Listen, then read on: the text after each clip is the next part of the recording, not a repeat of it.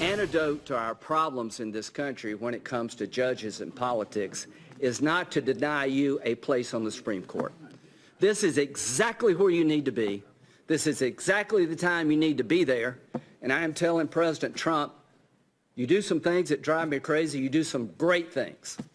You have never done anything better, in my view, than to pick Gorsuch and Kavanaugh, because you had an opportunity to put well-qualified conservatives on the court, men steeped in the rule of law, who will apply analysis, not politics, to their decision-making, and you knocked it out of the park. And to my friends on the other side, you can't lose the election and pick judges. If you want to pick judges, you better win. Oh, Obama used to tell us that. Lindsey Graham hammering Senate Democrats for their outrageous behavior at today's hearing. Also breaking tonight, the New York Times reporting Robert Mueller will accept some written answers from the president. Does this mean the investigation is going to come to an end ever? Finally, nearly 500 days. Here to weigh in on all of this is the president's attorney, also the chief counsel for the American Center for Law and Justice, Jay Sekulow, who has done legal work for me in the past, and we actually broke bread together. And met and talked once about sports. Good to see you. How are you? Let's start with you, Sean. Good. You've argued before the Supreme Court personally, what, 12 times? Yep. The ACLJ 20 times? Yep. And you won most of your cases, right? We've been very fortunate, very blessed in that regard. You don't win them all, but we've won an overwhelming majority. And if you include the others you mentioned, we've had a number of cases that have been summarily reversed. We've had a good track record. But look, I've also won these cases. Some of them we've won unanimously, a number of them unanimously. It depends on the nature of the case. But I got to tell you something. The president has made two fantastic picks. Neil Gorsuch, tremendous judge, now justice. Brett Kavanaugh, who I've known for a long time, is brilliant, has been a great judge. And if you want to know anything about Brett Kavanaugh, read his 312 opinions. That may be a good way to start. So you saw theatrics today in the Senate, but at the end of the day, guess what happens? Judge Kavanaugh becomes Justice Kavanaugh and is confirmed to the Supreme Court of the United States. And the president gave a great selection with both of these justices. I mean, and reshaping the court literally for decades with a conservative judicial philosophy. Lindsey Graham said elections in that context have consequences. And here the selection of Brett Kavanaugh is, I think, is probably the most qualified really sad judge out there for this position. That the orchestration that went on today, those two young girls that went into the courtroom, that they had to watch their dad go through that process. Nearly said it. I was really careful. All right, let me move on. But Brett Kavanaugh's opening statement, though, Sean, I thought Brett Kavanaugh's opening statement and what the president tweeted out about what was going on in the Senate kind of summed it all up. Are these senators really going to tangle with Brett Kavanaugh? Because let me tell you who wins that one. Brett Kavanaugh. Is that? I think it's a fait accompli. It's interesting to watch. Yeah. New York Times headline: Mueller will accept some written answers for Trump. It's been a number of weeks since you and your legal team responded to the special counsel. Some were wondering if there's going to be a fight, whether they would subpoena the president. May still happen. Tell us what you can about what this means. And I know there's only so much you can say. Yeah, and I've got to be obviously very careful. So let me tell you this. We have an ongoing dialogue with the Office of Special Counsel. Myself and our colleagues have continued an ongoing dialogue. That dialogue continues. I'm not going to discuss the contents of what has been agreed to or not agreed to, but I will tell you this. I'm not concerned about the President of the United States responding, if we decide to accept the proposition of responding to written questions, responding to questions about Russia and interference with the election. The president is committed. There's no crime here. There's no underlying crime that the president was involved in. I'm not concerned about where that goes. Look, I mean, if they ask questions and we think they're appropriate, we would respond. Again, we haven't even responded to the special counsel's but the White House counsel response to our letter. But it's the White House counsel spent 30 hours testifying before, which to me is mind-blowing. But it seems to me that if, in fact, Don McGahn gave him 30 hours, and if the president were to go in and say one thing contradictory to what McGahn said, that then sets him up for a perjury trap. And every lawyer... Well, you're jumping way ahead of the discussion to go to what happens if there was an interview or not an interview. But what you said is very important. This White House has been the most transparent in history when it comes to investigations or inquiries like this. You mentioned Don McGahn's 30 hours of testimony. There's been 30 other witnesses that the White House put forward to testify. There's been over 1.4 million pages of documents that have gone forward. So the idea that the special counsel has not been given access to information, I think they would be readily admit that this has been a transparent investigation and a transparent inquiry. There's all this media spin going on about what was said or what wasn't said, but let me tell you this.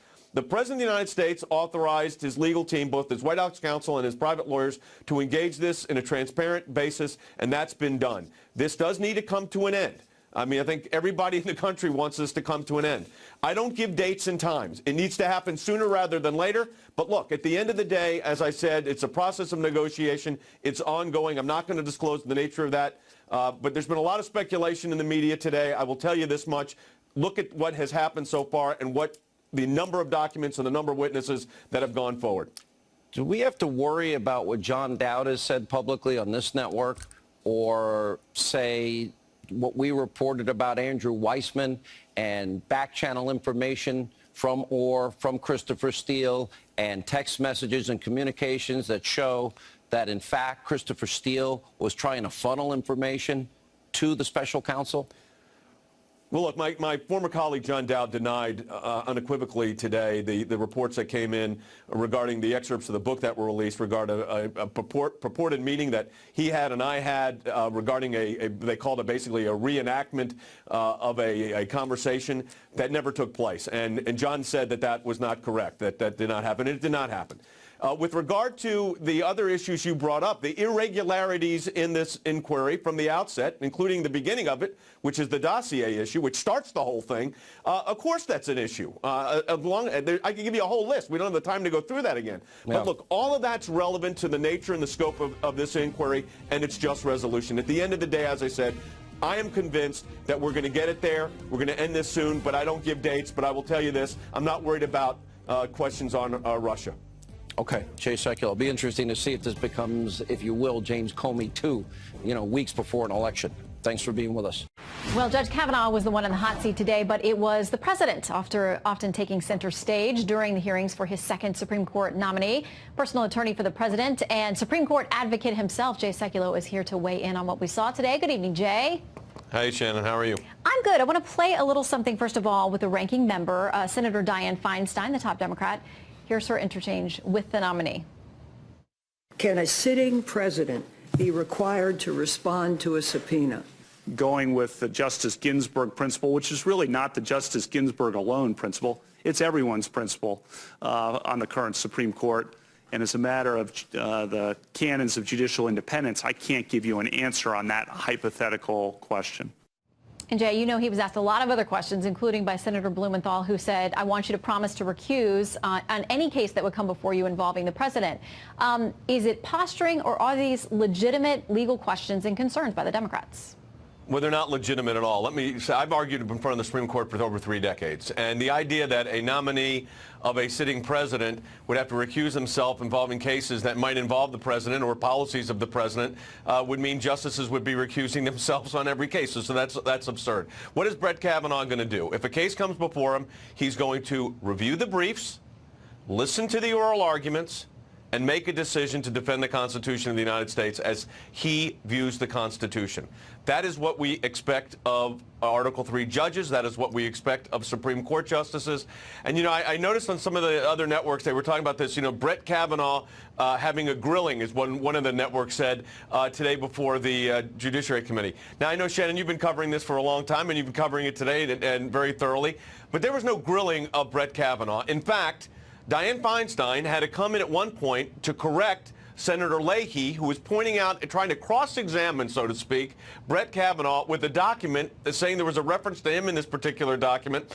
And when everybody looked at it, and Senator Leahy finally was told that it doesn't reference the nominee to the Supreme Court, and it was Senator Feinstein that says he's not in it. It's not there. Oh, okay, let's go to the next document. So the lack of preparation, this is a lot of show. The fact is, under the Constitution, Brett Kavanaugh has a job to do when he's confirmed, and he will be confirmed as a justice of the Supreme Court, and I suspect before the first Monday in October, that he will be a justice on that court. And the fact is, he reviews the law, reviews the facts, listens to the arguments, and makes a decision like every other justice in the Supreme Court. And I talked to Senator Lee, a member of the Senate Judiciary Committee, who questioned Kavanaugh today as well, probed him on a number of issues. I also talked to him about this story today about this senior Trump official who has this anonymous piece in the New York Times, and whether it's fair for someone close to the president or in his orbit to make these kinds of claims. Here's what Senator Lee told me. I think it's kind of odd for somebody to stay in under the false pretense that they're there to help, that they're there to be a part of the administration if they're actively undermining it. Now, if they see things that are wrong, that are illegal, that are immoral, they ought to leave. Are you worried that there are people around the president who don't have his best interest at heart? Look, I'm not going to comment on Anonymous. I mean, let's start with that first, okay? Anonymous is doing an op-ed. You know, it's one thing you got anonymous sources, an article. This is an anonymous op-ed. So, you know, to me, looking at this as the president's lawyer, this is, I mean, look what's going on right now. We've got a nomination to the Supreme Court of the United States. You've got international issues that are very significant involving China and Russia, and North Korea, and we're talking about Anonymous.